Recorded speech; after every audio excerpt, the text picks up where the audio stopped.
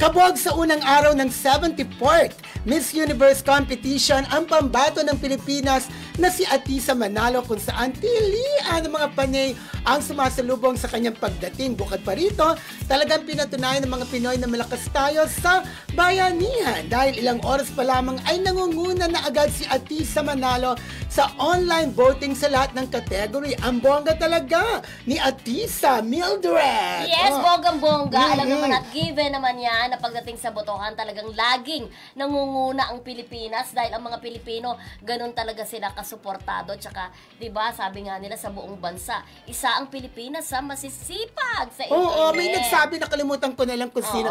#1 fan daw ng Miss Universe ang Pilipinas. So, at eto, Mildred, ang mga kategorya kung saan nangunguna si Atisa. People's Choice, Beyond the Crown, Beauty with a Purpose, Most Photogenic, Most Beautiful People, Best Evening Gown, Best National Costume, Miss Congeniality, at Best Skin. O, diba? Ay, bongga. So, good luck, good luck. Eh, ibig bang sabihin yan? Pagka nangunguna sa online voting, parang ano na tawag doon? May kalamangan May edge siya. na? Possible na pumasok siya sa, kung top 20 ang kukunin na una, possible yun.